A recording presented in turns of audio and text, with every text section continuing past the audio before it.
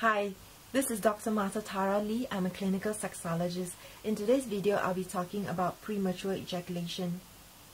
This is an email that was sent in through PsychAsk, and he writes, I've been having this problem. I'm 25.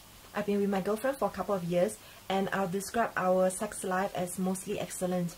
Unfortunately, I seem to have developed a problem with orgasm control. I hesitate to call it full-blown premature ejaculation because it's so inconsistent. Here's what happens. After a little bit of foreplay, we move on to penetration.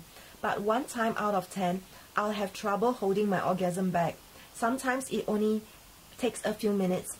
I'll use the usual slow down, pull out, squeeze the dick or kegel methods, or sometimes all the above. Sometimes it works, and that 1 time in 10, I'll experience a very weak orgasm, followed by a drop in sexual desire, and shortly thereafter a diminishing erection. I feel like I should know my body better than this. It's extremely frustrating not to be able to satisfy her fully. I know she gets frustrated too, but she's good at not showing it.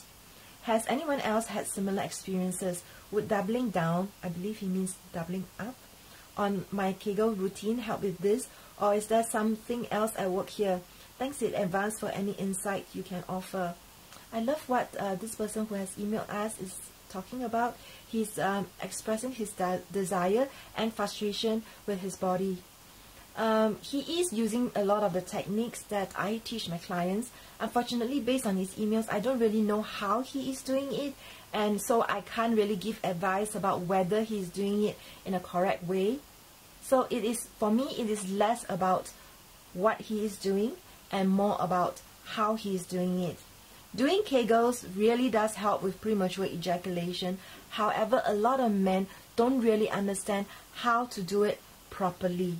It's not just about squeezing really hard and then relaxing those muscles, squeezing really hard, relaxing those muscles. There's actually more than one way to do kegels, and so if they're not doing it properly, they're not going to see consistent results. If they do it only in a haphazard way, if they do it only when they remember or feel like it, they're not going to see results either. So I don't really know how this person who has written in is doing all these practices, and even then, I don't know where he got the idea to do these practices from.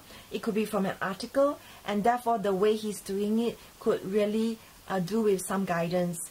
Also, another thing I'd like to add is he's using the word orgasm control in his email, and he's actually confused between orgasm and ejaculation.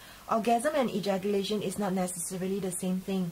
Men can actually have orgasm without ejaculation, and so he's really talking about ejaculation control.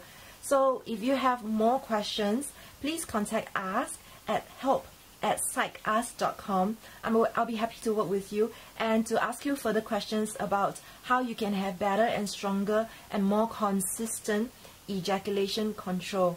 So with that, this has been Dr. Martha Tara Lee, and I am a clinical sexologist.